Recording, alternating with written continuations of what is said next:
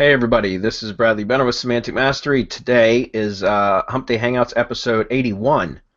And we've got everybody on except for Adam. That's why I'm doing the introductions and announcements. But we'll go on down the line. Say, Chris, how you doing?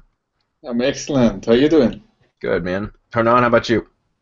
Doing good. Just missing Adam. Oh, he'll be on soon, I think. He's just rebooting. Google didn't like him today, so. Okay. And Marco, how you doing, Marco? Hey, what's up, man? I'm working on giving away the farm again. Yeah, I know. So we're going to be having another webinar about some of the stuff that we talked about to kind of build upon what we did last week with the iframe and JavaScript webinar. And we're going to be doing that on June 6th, Monday, June 6th at 3 p.m. So you guys, we'll send out notifications on how to register for the webinar for that. But once again, it'll be a free webinar. We're going to give away a lot of content. Marco's been extremely generous lately with giving away stuff, so we'll see how much he gives away this time. But yeah, that'll be Monday, June 6th at 3 p.m. Guys, we'll make we'll certainly notify you guys of how to register for that webinar once we get that set up. I think Hernan's working on that in the background actually, so maybe we'll have it ready for today. Mm-hmm. Adam, now that you're here, how you doing, man? Oh, hey everybody! Welcome to Hump Day Hangouts, episode 80. No, just kidding. All right, I don't know what happened. You're tardy today.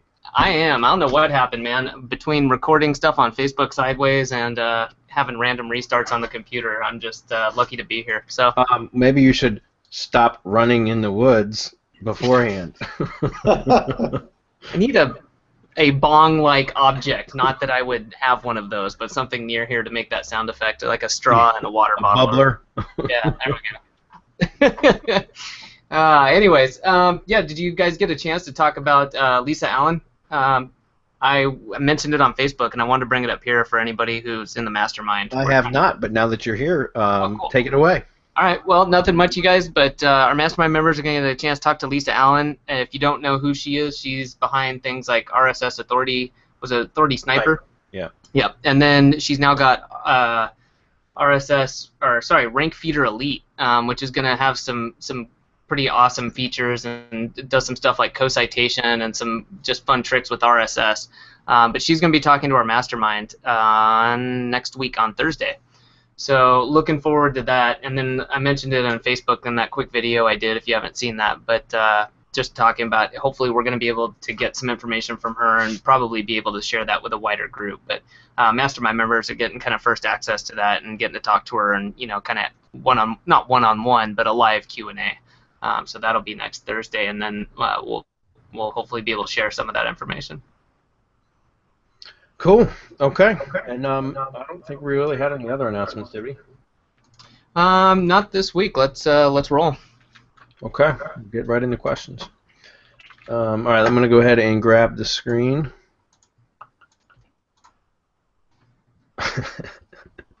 I love the GIF that's distracting even me. All right, Paul, you guys are seeing the screen okay? Yeah, looking good. Yep.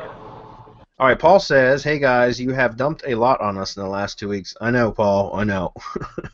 Thanks in part to Marco, that's what we were just talking about. I wrote my first iframe script, put it into the Google tool, and it checked out good. It works fine in Blogger and Tumblr, but not in WordPress or when it's syndicated to Twitter through IFTTT. My question, why is it not working on WordPress or Twitter? Even when I go and manually try on WordPress, it still doesn't work. By the way, the webinar on curating was great. Paul, I'm going to ask Marco to chime in on it, but honestly, without looking at it, I couldn't tell you. I have no idea what it is that you created or why it's not working. I don't really have any idea. Marco, do you know? Yeah, because WordPress strips out the iframe. It does? It does. Okay. And What about so, Twitter? Twitter does too, apparently? yeah, what Twitter does, since he's syndicating, it's probably all getting stripped out. And what Twitter actually shows is a picture, is an image of the map. But if you go into the source code in Twitter, you're going to see all kinds of neat stuff that Twitter does to the actual code, where it's adding cards and it's adding all kinds of structured data information to feed back to Google. So don't stop doing it. Just because you don't see it doesn't mean that you should stop doing it. Just keep feeding it. Keep feeding it data. And this is what I'm going to be talking about in the next webinar. I don't want to give it away here. But just keep feeding it data, because as long as it's structured and as long as it's in a trusted site or even a partner site, it's even better, because Google will go in and pull data right from there to feed Rank Brain, to feed the knowledge graph, and a whole bunch of other things that are happening. I'm not going to give away any more right here. If you want to know more, tune into the next Webby, and we'll deal with all this information.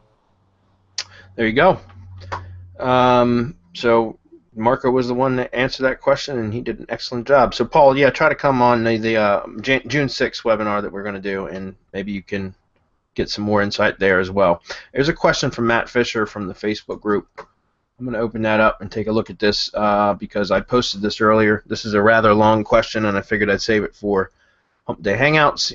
Matt says, hey Bradley, I'm finally about to purchase a full 2-tier done-for-you IFTTT network from you in about 2 to 3 days' time. I have a few questions, though. Does it matter that you are using US IP addresses on the social profiles in the link wheel if I am trying to rank stuff in Australia? No, Matt, it does not matter. And the reason it doesn't matter is because that's what we use to create the accounts, because most of the sales are that we, networks that we sell are for US based, and that is just how our procedures have been set up. However, once we deliver your completed network, as long as you log in from a local IP, you'll be fine. You have to do it within about 3 days of us delivering the networks, or else it can cause login issues. It can lock the account. But if you get it right away and log in, your local IP will bind and it won't cause any issues. Okay, so it doesn't make a difference. Number 2, will the network rank videos and websites, or do I have to choose if I want to rank videos or websites at the time of purchase? You have to choose at the time of purchase, one or the other, but once you get a network back, if you want to connect additional triggers to that network, you're entirely free to do whatever the hell you want. So my point is, we talk about best practices, and when we deliver your networks, we'll also send you some best practice videos as well as what's in IFTTT v2. The best practices, there's videos in there as well where I talk about that. But essentially, typically you're going to want separate networks for your YouTube channel and your website. Not always the case. It depends on how you're actually publishing content to both of them, both your YouTube channel and your blog. Because what a lot of people do is they end up publishing a video to their YouTube channel, and then they just take the video and they go embed it on their blog, as a blog post with very little. Like it's basically the same thing. It uses the same title because they're targeting the same title. I've seen that happen a lot, and what happens is if you have both your blog and your YouTube channel syndicating to the same network, then they start to look like duplicate posts, because first you syndicate the video and then you go publish the video as a post. However, you can syndicate from both YouTube channel and the blog to the same network, provided that you make the posts unique. In other words, if you're going to publish a video to your YouTube channel and let that syndicate across the network, typically you're going to optimize that YouTube video, like the title tag and everything, for an exact match keyword. You're going to optimize it for, SEO, trying to rank it. But for the blog post, if you do a more traditional style blog post or a curated blog post where there's like an actual topic that you're blogging about, instead of just targeting, like for example, the title is exact match keyword, you have a normal typical type of title, and the content isn't focused just around that video embed and nothing else, then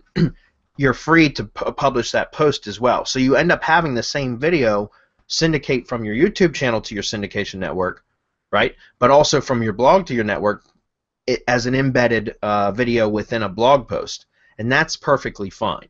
It's just what you don't want to do is just have basically duplicate posts, one from your YouTube channel and one from your blog, syndicating the same content to your network properties, because that'll get your network properties terminated. Okay. So again, just keep them separate. If you publish properly from both when you're republishing a video on your blog from your YouTube channel, if they're both syndicating the same network, just keep those guidelines in mind. Okay. Otherwise, create separate networks. One for your YouTube channel, which would be basically a persona-based network, and the branded network would go around your associated website at that point. All right. So hopefully that makes sense. He says, I have a reputation management company that I'd like to rank, but I also want to rank lots of client websites and videos too for various niches. Excuse me, what should I choose when buying a wheel? Or is this the real answer I need? or is the real answer that I need multiple IFTTT wheels? Ultimately, my question is, should I be building up to buying 5 different types of link wheels? Yeah, well, remember, Matt, we try to theme the networks. So that's, as long as you're theming the network correctly, it doesn't, I'm not going to tell you need 5 networks. My standard response or answer is always going to be, yeah, just get more networks, right? That's a good answer, is just buy more networks or build more networks, whatever, because that's going to give you more power. But you know, depending on what your budget is and everything else, I'm just saying you're going to want to theme your network. So there's a few ways to theme. You can theme as based on a topic or industry, like a niche, for example. Like, let's say it's a plumbing. You know, you're doing SEO work for plumbers, right? Or yeah, we'll just use plumbers. Then you can theme your networks around like plumbing and home improvement, right? And then you could use that same network for plumbers and possibly even you know, like electricians and HVAC and landscapers and all that other kind of stuff, because that network was built around that. But and that's one way. That's like theming a network around a particular topic. There's another way to theme networks, which would be based around a particular location. So like you could theme a network to syndicate videos from, or syndicate content from, for that matter, for any local business within a particular city. Let's say Atlanta, Georgia was your city. Then you could have a network themed around that city, and then you could use that same network for any type of business. You know, it could be construction businesses, medical, dental, you know, insurance. It doesn't really matter. Anything that the common theme at that point would be the location. Okay, so it's entirely up to you as to what your strategy is. What you don't want to do is just have one like plain general network that you just throw a whole bunch of stuff into, that you publish all kinds of different industry type videos. The last thing is a little bit more advanced. You can have a more general type like YouTube channel, for example, and maybe even potentially a blog to go with it, an associated website to go with it, if you silo them properly, which means you would have categories. If it's YouTube, you'd have different playlists, and you would basically theme your playlist the way that I just mentioned, either by niche, you know, niche/topic, or by location. And the same thing with the blog. If you had an associated website that it was associated with that channel, you could theme that blog with silos, categories, and, you know, subcategories potentially, and everything else. So it really, again, just totally depends on what your strategy is. You know, I like to kind of keep theme-based, topic-based networks that are themed around a particular topic or niche. Okay, I like to do that, and I like to keep them somewhat narrow and not go too broad, because I'm always worried that I might lose a channel. And if I have a broader channel that I'm covering multiple niches on, and something were to happen to that channel, I could potentially lose all that work, right? All that revenue. And as I've told you guys, you know, dozens and dozens of times, if not hundreds of times, I try to mitigate my risk by spreading my eggs across multiple baskets instead of putting them all in one. So that's why I like to create topically themed networks, and just do separate networks, separate channels, and separate networks for each topic, right? It's just that way, in case anything ever happens to one of them, I still have all the other ones producing revenue for me, and I've only lost, you know, a percentage of my assets instead of all of them all at once. Okay. So again, I would personally go with theming in either topically or geographically, and build out additional networks as needed. If you want to go into different industry or target different areas, for example, I would just continue building out new channels and new networks for those. Will this help rank in the 3-packs? Yes, it can, but you have to do it properly. And if you were in the MasterClass, I don't know if you are or not, but if you're in the MasterClass, we did a local SEO case study where we used the IFTTT networks as part of ranking in the 3-packs, and we ranked that site in about 6 to 8 weeks using pretty much just those methods. Well, everything's covered in the case study, but IFTTT was a big part of that, and it's been ranked ever since. So if you're in the MasterClass, go watch that. Number 4 is, he says, I own a reputation. Guys, we can't do these. Well, this wasn't on the event page, so I can't yell at him for this. It's a long-ass question, but it wasn't on the event page. I own a reputation management agency. I was very interested in what you mentioned briefly in your sales video about your new course. Please keep that in mind also when you advise which type of wheel I should purchase. I don't know what you're talking about. Will you be bringing out new IFTTT link wheels a week after I buy one from you, given that you have a new course with new methods? What is he talking about, new course? Oh, is this not? This It's is not the a old new group? course. Yeah, that's the old group. He's talking about IFTTT 2.0. But he Oh, should also, if he's in reputation management, he should be looking at RYS Academy. yeah, he should be. Matt, IFTTT SEO V2, that's been out since March. So no, and all of our networks that we sell are using the new methods. Okay, so no. To answer your question number 6, they're all up to date, and that course has been out since March. Okay. Yeah, as far as reputation management, if you're doing that, you should absolutely be in ROIS because it's incredibly powerful for that. All right, so there's Matt's questions. Let's keep moving. Rob says, hey everyone, hope you're all well. Here's my question. I've been building a MyCitySEO site for a couple of months using a tier 1 network that I built that has around 15 properties, web 2s, and socials accounts. Haven't done my own videos yet, just YouTube embeds. Starting to make my own infographics for these pages and start creating my own videos this week. I'm ranking in page 1 of Google within a week or less for every page group that I post using low to medium comp keywords. Okay, not using hosted PBNs. Yeah, okay, it says, according to HostGator stats, I'm getting around 4,000 to 6,000 visitors per month. No, that's bot visitors, Rob. That's not actual visitors. Those are bots. How can you tell real visitors from bots? Well, put something on like analytics. Marco, give me some suggestions for him for this. He's got to use some sort of analytics software other than just what's in cPanel. Yeah, I would go with Google Analytics, man. That's my go-to tool. And then you'll start seeing the spammy sites that start sending you traffic, and you can just block those. And because Google will give you the users and then the number of times that they visited. Right? Sorry, I got a rainstorm. If you're hearing it, but you get 2 types of information from analytics.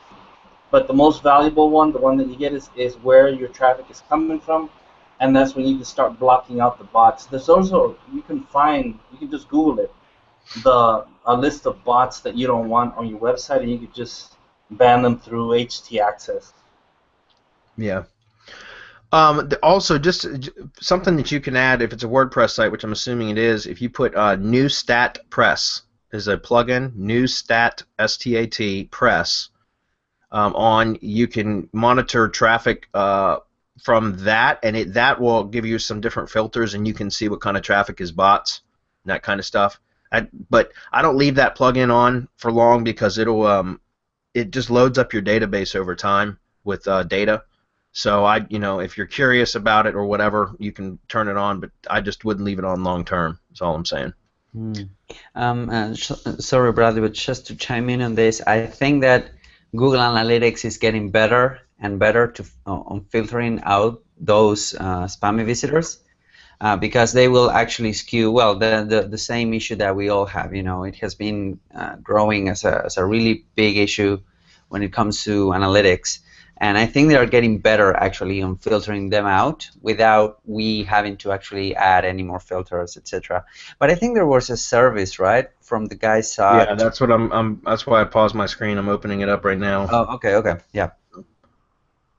All right, here we go. I'm gonna grab it right now, guys. This is a referral spam filter that Loganix, the guys or Adam Steele from Adam Steele and the guys from Loganix, they are the ones that set this up, and they maintain it. They're always updating it.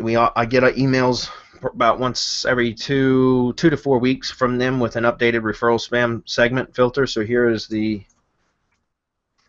spam filter. This is directly from them, and like I said, they constantly are updating this. All you need to do is opt in, and then they'll send them directly to your email that you opt in with every time they update it, and you can use that. It just imports. It's like a one-click solution. You click it, and it automatically opens up your analytics account. Just be sure you're logged in, You're using the same browser, and it will automatically apply these filters to your analytics account. It'll allow you to select which properties you want to apply it to, but I just say all properties. So check that out. Okay, how can I push the boundaries and start crushing it? I noticed that it's easier to rank each new page's group. Should I be going after more competitive keywords, or what are your thoughts? Yeah, you can, Rob. If you want to go after more competitive keywords, do it. And then what you can do is use those keyword sets that you're creating, which you're calling groups here, as supporting type keywords. So go for the broader keywords. If you've got your sites siloed properly, you should be able to basically piggyback off the momentum of those longer tail keywords, the ones that are lower competition, giving you results as quickly as you are. If you have your site structured properly, then you can go after the more broader, more wider competitive terms and use those quick results that you're getting to push those in the SERPs as well. So it's all about your silo structure there. But if you're having some really good results doing what you're doing, keep doing that.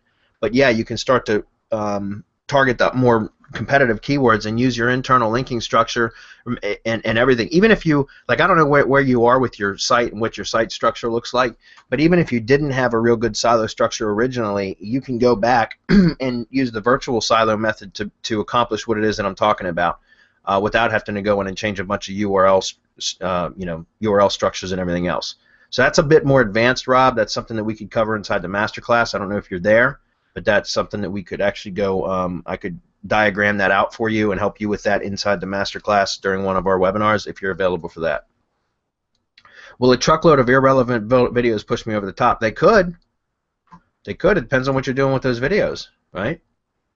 I've used Hangout Millionaire to rank a stubborn videos that I was trying to rank, like a video that I've live streamed or something, a pre-recorded video that I've manually live streamed through Wirecast or whatever, and I had a hell of a time ranking it. And then I'd set up a Hangout Millionaire campaign and just do a bunch of spam videos that linked to that video, and forced it to actually end up ranking. So I know that it just depends on what you're doing. Yeah, irrelevant videos can work. It's better for YouTube SEO than it is for anything else, but it can work. All right, Lo says, thank you for all this great content, Bradley and team. You are awesome teachers. I will +1 that. Still something I don't get, but overall video rankings SEO is starting to make sense to me. Well, that's great, Lo. My question, I am considering starting a video creation / video marketing business. Based on your experience, what is a good niche I can focus on here in New York or any other place for that matter? Can I really make a great income offering those two complementary services alone? Create video from scratch and rank it? Do you see this as a business with longevity? Yes, for a couple reasons. Number one, because online video especially is becoming more and more the norm. In fact, there was an awesome article, I shared it last week, but it was from Real SEO. Damn, can somebody locate that link for me? You guys remember from last week? Just look on the event page from last week. I think I dropped it at the beginning of the webinar. Anyways, it's from Real SEO. It was talking about the 18 to 40-year-old demographic or something like that, 18 to 42 or something, whatever it was, actually watches more YouTube than that demographic is watching more YouTube than they are the top 10 primetime TV shows. So my point is that more and more it's going with online video and video on demand and that kind of thing. And so right now is a really good time to be offering video services to businesses, because especially once you grasp that, and it's not just about the SEO guys, you should also be totally on top of AdWords for video advertising, because that is a really simple thing to set up and generate revenue from. It's easy and it's very scalable, because once you learn how to set up YouTube ads, you can do that, and it's just a matter of, you take a percentage of ad spend that you would, if you're providing that as a service for clients, you can take a percentage of ad spend. You charge them for a setup fee and in a monthly for whatever to manage their AdWords accounts for them. And it's a great way to do it. And that coupled with SEO, and you can really produce some good results and generate some good income from it as well. All right, and that's what I'm saying.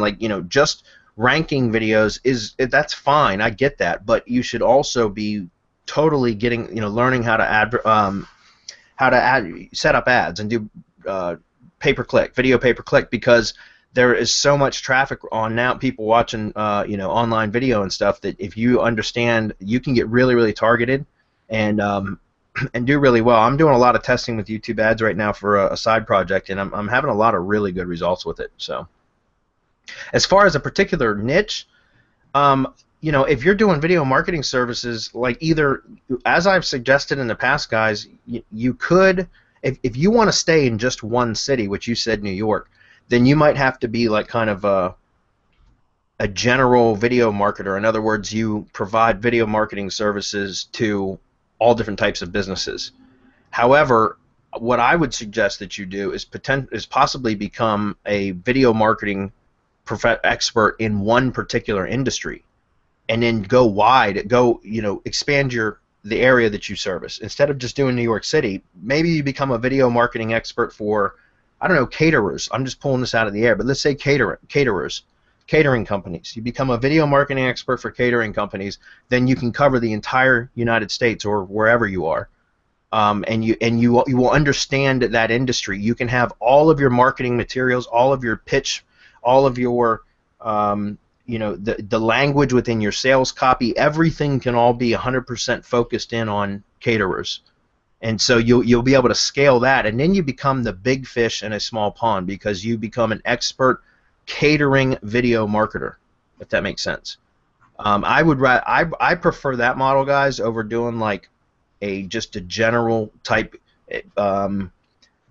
catering to all business. And that was no pun intended, but by providing services to all different kinds of businesses in a particular city, you have to learn the language of all the different businesses that you're talking to. You have to understand their pain points, their the keywords. You have to do more keyword research and everything else. If you're doing any sort of SEO, all of that is going to be necessary each time you pick up a new client that you're unfamiliar with that industry. It's a whole new learning process.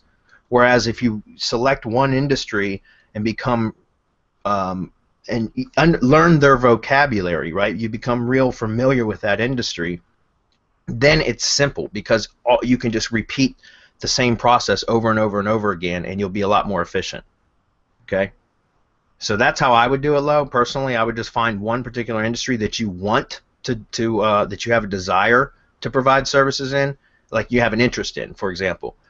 Make sure that there's money there. Make sure that it's a viable industry for your particular service, and then scale into that one industry. All right. Anybody want to add to that? No. The only thing that I would add to that is that he's in a market with what, 20, 30 million people, New York City area, right, and the surrounding area. So he's right there, and if all he has to do, if he can validate the entity, he'll start ranking. That's half the battle right there. Because then, once he's ranked, he can just go to people and say, "Well, look, this is what I can do for you," and that's just a done deal. It's like kind of like a done for you business that he's come up with. If he's right there in New York City, if he's not, then it becomes a little bit more difficult to validate the entity. But it's stuff that I will be talking about and covering next week, and it's stuff that we do. Again, I keep going back to this. Is what we do in RYS Academy. It's what we teach. It's what we teach with IFTTT v2.0. If that entity becomes part of the semantic web, and it becomes a reference point rather than just some anomaly, then you can take on whoever you want. It doesn't matter. Yeah. Yeah. Sorry, but talking about that, we already have the webinar link in case you guys want to jump in. Yeah. Go ahead and post it. Just make sure you put an identifier what the link is. But yeah, go ahead and post it. Yep. Okay. It's gonna be in the events page. Okay, you found that our Real SEO link, Adam. Thank you. There was also, let me see if I can go find this real quick. Give me a second, guys. There's something because the last part of his question, excuse me. I'm looking for the last part of his question. He's asking about SEO, video SEO, if that is something that what the learning curve is. And so I'll try to answer your question while I'm trying to locate this post here, but just a moment. Okay, this is what I was looking for. Let me grab the link to this post. Okay, in case any of you guys missed this, I post this in our free group and also in a couple of the Facebook groups, but this is the link to the real SEO article with my revenue generating method from clients. And the reason I'm sharing this is because this post here, I cut this out of the Hump Day Hangouts. This was in the beginning of last week. It was just where I was talking about this, but there's a link to that real SEO article that Adam already posted, and what I did to generate, I got 2 clients that I ended up sending proposals to, and they accepted both of them, and I've got 2 more clients, or clients that are existing clients of mine that also have now requested proposals. I have not got them to them yet. But all I did, guys, was I took that article, that real SEO article, and I sent it to my existing client base. And my point is, and I told them, hey, look, this article from Real SEO, which, by the way, I guess I should kind of open that up just so you guys can see what I'm talking about. YouTube reaches more 18 to 49-year-olds than the top 10 primetime U.S. TV shows. If you want to read the article, and I suggest you do, this is great because this is like perfect validation for you to be able to pitch your video marketing services, whether you're doing video production or video SEO or YouTube advertising, video advertising or video pay-per-click, right? It doesn't matter. This article right here is perfect validation, and all I did was take this article and send this to my existing client base email list with a summary of what it was and why they should be jumping on the YouTube advertising, the AdWords for video bandwagon, while it's still relatively empty. Because right now it's a great opportunity to get in there and get some really cheap clicks and start to learn, start to dial in some ad campaigns. And so all I did was I sent that out, and I got within 24 hours I had 2 responses, and I ended up sending proposals. They were clients that asked for proposal requests or requested a proposal. Excuse me. I sent them, and I landed those 2 clients. I got 2 ad campaign management jobs out of it, which is pretty cool because it's simple to set up. And so the reason I brought this up just now, Lo, is because for number 3, when you said as a newbie to video SEO marketing, I've never done it, what would you say is the learning curve for video SEO to the point where I can confidently offer that as a service? I need to learn this like yesterday. Well, there is certainly a learning curve, but there's a learning curve in anything that you do. And that's why, like with the SEO, it's going to take a little bit of time, first of all, for you to learn how to do it. Number 2 is to build your assets so that you can rank videos, like setting up a YouTube channel properly and start building authority to the channel, having some IFTTT network set up that will age a little bit and become themed well because of consistent posting. There's a lot of things that are going to have to take place for you to have to get to a point where you can confidently offer SEO services because you'll be able to rank pretty much at will whatever you want to rank, right? I mean, that time will come, but it's going to take some effort to get to that point.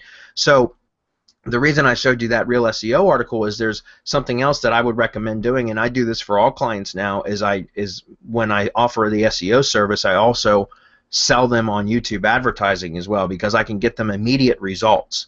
I practically get immediate results with SEO because I've got a lot of assets available that I can use for that. But I can also do YouTube ads and like literally within 24 hours be driving traffic, even if their videos aren't ranked yet in Google. I can be driving targeted traffic. And so that's why I shared that with you, was because there was an article in there, and then there's that post that I shared, the link to the post. There's a YouTube ads training course called Video Ads Crash Course by Justin Sardi. That's $97. It's totally worth it. The interface inside of AdWords is different than what it was in that training because AdWords has changed their interface, but the concepts are all the same, so really it's no different. And personally, I recommend just picking that course up if you're thinking about doing YouTube advertising. All right. By the way, just so you know, Google is also they're totally redesigning their AdWords interface. And I was reading an article about it yesterday. It was announced by Google. It's over the next few months they're going to be rolling out the interface changes. So all of what we know inside of AdWords is going to change, which I can only hope is for the better, because I find AdWords incredibly complex, and it takes a long time to get used to it. I'm still getting used to it. So anyways, that was my 2 cents. Alan says, if I'm targeting a local niche and my end goal is to rank in multiple cities for the same keyword service, what do I do in terms of the 3-pack? Do I choose one city and go with a location there, or can I set it for multiple locations and attempt to rank in the 3-pack for more than one city? Never dealt with 3-packs in multiple cities on the same site, and hoping you can provide me with the best strategy for moving forward. Thanks in advance. All right, Alan. Like, I'm not 100% sure I understand what your question is. I mean, there's a couple ways you can do it. If you want to rank, like, if you're talking about, you know, having a physical location in one city and then wanting that same location listing to rank in maybe the adjacent cities, that's difficult to do. It can happen. Usually it has to deal with how close in proximity the adjacent cities are, or suburbs, or whatever, the neighboring town names, like whatever they are. It usually has to do with how close they are logistically. If it's very close, and it's oftentimes you can rank in those areas as well, but if there's some distance between them, then it's typically harder to rank for those. So that's why I usually will get separate mailboxes for every suburb that I want to rank in. First I will go with the main city and then see where I rank for, you know, after a few months. It depends on how, you know, how fast you're trying to, what kind of results you're trying to get. If you can be patient, what I like to do is rank in the main, you know, whatever city it is that I chose, and then see if I rank in some of the neighboring suburbs over the next few months. And if not, then I can go in and get some additional physical locations for those other areas, like physical mailboxes. Go rent mailboxes, essentially, is what I'm saying, for the other areas. That's typically what I will do. I know that there's some real crazy stuff that you can do with RYS and using Google My Maps, which we talk about inside of RYS Academy, that can get you those kind of results without having to have mailboxes. But that's something that we have to, that's only covered inside of RYS. So hopefully that helps. As far as the site, there's a couple ways you can do it. You can build it all out on one main domain and silo out your site for the different cities that you want to rank in. Right, so you'd have like a different category on your site for each, and a page obviously for each location, or depending on what your you know, what your intentions are, you can build subdomains as the, you know, for each city.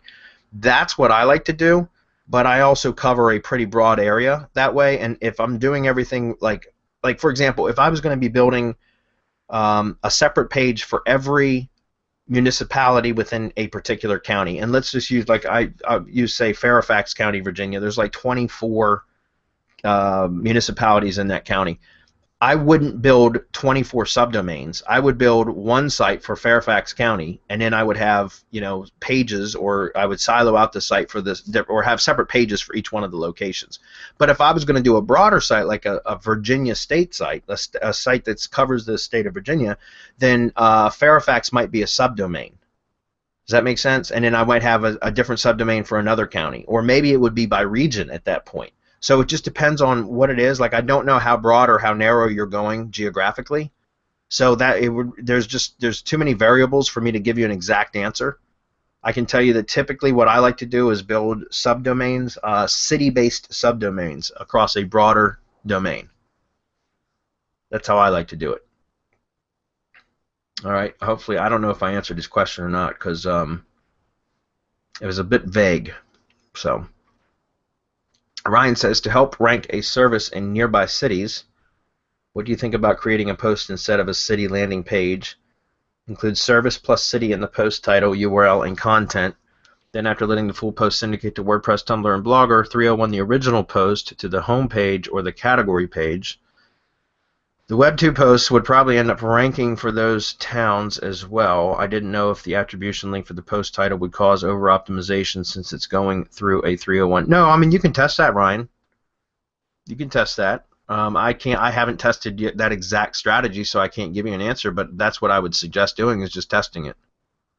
It seems sound to me. You could do that, right? You could also set canonicals for that too. In fact, one of our mastermind members, Greg, he did a pretty cool trick he shared with us the other day about how he used a canonical to push his page, and it ended up working really well for him. I can't get into that because it was a mastermind post. We can't share it here, but it was pretty cool, and it was, you know, we've talked about using canonicals very strategically inside the mastermind for months. So Enrique says, hey guys, love the IFTTT, love the MasterClass even more. I'll +1 that. I have a pretty huge private link blog network that I've been very cautious with. And by very cautious, I typically mean one money site link per site, nothing else. I'm concerned, of course, that I might be wasting the link power of the private sites. My question is, what would you guys do to get better value out of each site? Add some links to different money site 2.0s. Add links to different private link network sites that are not linking to the same money site. Obviously, I want to avoid a footprint, but not at the expense of getting the most benefit out of my PBN or private link network. Enrique, typically what I had done was I would go with my PBN sites, which I'm not even really using anymore. I am using what I'm calling private link network sites, which are just sites that I rebuild for the purpose of one backlink, and that's it. And that's fine for me because it's actually more economical that way, because there's not, the labor is less. In other words, building a PBN, I would build out basically a blog. I would try to make it look as much like a real blog as possible. So it was a lot of setup, and then it was also, I put an IFTTT network around it. And I would post content to my PBN sites regularly. I have curators that do that. That's their job, is to post on the PBN sites, and I would give them so that the sites would be updated with content regularly, and they would link to multiple sites, because I would keep my PBN sites broad enough within a particular general category. For example, home services or home improvement style blogs, so that I could link to tree services and landscapers and plumbers and everything else, if that makes sense. So I would get a lot of additional posts out of a PBN, but it was also a lot of work, and I had was paying curators to post on them. Now what I do is just rebuild the aged the expired domains, rebuild the content from the drop domain, and I just put in one link to the site that I want to link to, and I'm done. And it's a hell of a lot faster. I'm only getting one link per domain now, but it's not all the setup work and all the labor expense and having the ongoing curating costs and everything else. So personally, that's what I'm doing. You asked me what I'm doing. Like, I'm not doing any more blog sites. I haven't been for a while. But if I was going to continue to do that, then I would do what I just mentioned to you, and that would be add some network sites around my PBNs, and then I would start posting to them regularly with similarly themed content, right? And if you don't have things that you like, what I would do is if you don't have, if you're only using the network to link to a handful of sites, then you could link to the IFTTT network sites, things like that. Just find different random things that you could link to that eventually funnel back to your money site. Try to do it without leaving a footprint, though, like you mentioned. Yeah, just to add to what you were saying, Bradley, I've seen great results when you have like an established website and you want to push a website for the the last 10 spots or 7 spots or whatever, to power up your tier 1 with PBNs or PLNs, because most of your sites will have like IFTTT backlinks, they will have other backlinks that you have probably created, guest posts, whatever. When you're linking to those posts, and usually you're not linking, for example, I have a client that has guest posts on major publications, and I'm linking to those posts, and they are authority posts. They are not linking back to a website that has like, I don't know, maybe 30 domain authority or 30 trust flow, whatever. They are linking back to like Forbes.com or WashingtonPost.com, those kind of websites, which are also considered authority links. So I'm like killing 2 stones with one bird. I'm linking out to authority websites, and I'm also powering my clients tier 1. You can do the same if you're linking, for example, to an internal post from your IFTTT from a WordPress.com site, that has been syndicated now from your blog. That way, I found that you're powering up your IFTTT or your tier 1 links, and it works really well. Yeah, And that, I mean, and that what you just said is true. What you can do, Enrique, is go do a backlink analysis on the money sites that you're linking to, and then find some tier 1 links that are going to those money sites that are high quality links, pages or whatever, and then you could start building links to those. They don't have to be your own properties. It doesn't matter. If there's a link on that page to your money site, why not build links to that page? And you could use your PBN for that. So you could power up links on other sites, is my point, that are pointing eventually, ultimately, to your money site. All right, we've got to wrap it up. We got about 4 more minutes, so I'm going to run through these next couple questions, and then we're going to wrap it up, guys.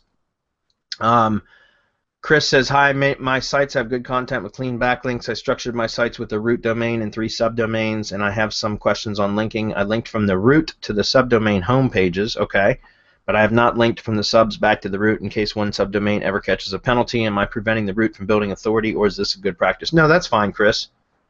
That's fine, because you specifically said it, is this for building authority? If you're talking about domain authority, no, it doesn't matter. You don't have to have a link, because your domain authority is going to be, it's a site-wide metric, so it's a domain-wide metric. It affects all subdomains, all subdirectories, all pages and posts. So it's not going to make any difference. As far as passing like trust and topical relevancy from your subs to your root, yeah, you could link up to your root if you have a reason for doing so, but typically when I'm building out sites on subdomains, I'm ranking each subdomain as a standalone. It's not for the benefit of the root. It's just because it's a subdomain site, and so I typically don't need to link up to the root. But again, it just depends on what your goal is. So, are you preventing authority from building? No, you're not. Topical relevancy, potentially, yes, but again, I don't know why. Unless you're using subdomains to rank the root, you wouldn't need to do that anyways. On one subdomain, I have a silo structure with 2 complex silos. Should I link from the 2 silo pages back to the home page, or will this bleed the silos? Thank you. No, you can. What that does is that pushes relevancy from your keyword sets from your silos to the home page. So that's entirely up to you. You can link back to the home page. It's not necessary, though, but you can. It's not going to hurt anything if you do. It will actually sometimes force your home page to show for the top level silo page instead. So like if somebody was searching for that particular keyword that was a top level silo, instead of that page showing in the search results, sometimes your home page will show, because you're pushing the relevancy all the way to the home page through that internal link. So it's up to you. You can also do that with canonicals. That's what we were talking about earlier with Greg, one of our students. He did something very similar to that using the canonicals, and you can do the same thing. Okay. We got 2 more minutes, guys. So Brian says, making local map points on Google Maps for a business, is there surrounding areas in their surrounding areas they service, and then embed them onto Web 2.0s, or adding backlinks help get into the snack pack for multiple surrounding local areas? Just wondering if you have any done testing with this. No, I have not done that. I don't know if Marco's done that. That's not something I have tried yet. I know we've done some pretty ninja stuff with My Maps, but we can't really share that here, though. Yeah, it's not something that I'm going to get into on Hump Day Hangouts. He's welcome to come to RYS Academy, where we get into all sorts of nasty stuff with Google Maps and everything that you can do, how to connect them, how to add relevancy, how to push to surrounding areas. Anything and everything that you can do with a map is inside RYS Academy. Yeah. All right, we've got to wrap it up. One thing, Michael, you said, I use CallFire for calls, but would also like to track emails from email opt-in forms. What can we use to have an email come to us as well as directly go to the client? Michael, put a comma and then your email address in the field that it sends to. I don't know which email opt-in form you're using, Michael, but most of them where the text field is that you enter the email that you want for any opt-in form submission to be sent to, if you just put a comma, you can add another email address or as many email addresses as you want, and it will send to all the email addresses in that field. That's how most forms work. I don't know about which one you're using specifically. Yeah, that's like contact form 7. I mean, everything. Most of them are like that, yeah. You just put a comma and add the next email address, and it will send to 2 or 3 or however many you want. Nate Gilbert, you sent me another email again with a question when you should have posted it here. But I did read your question in the email. Unfortunately, I'm not going to respond via email because you're supposed to be posting your questions in Hump Day Hangouts. And as far as the Google Trends dashboard, I'm not quite sure what you were asking about in your email because Google Trends still works just the same as I had shared in the training. He said that he couldn't niche down into areas. I know we're wrapping up, Adam. Just give me 1 second. So, for example, if I look for tree service, click search. Right here, this drop down worldwide, I can go to United States, and he said that he couldn't, for some reason, couldn't drill down to city level, but I'll go to Virginia, and I don't know, let's go to Washington, D.C., for example. There. Now I'm all the way down to city level. So I'm not sure what you were asking about, Nate, in the email, but once again, please post your questions on Hump Day Hangouts events pages, because otherwise they will get ignored. Okay. All right, everybody. We are out of time. That was a good session. We hope everybody got a lot of information out of that. We will see. We don't have any other webinars this week, right? No, not this week. Okay. But next week we got a few. Okay. Well, thanks for everybody being here. Thanks, guys. Thanks. Bye, Bye-bye. everyone. Bye.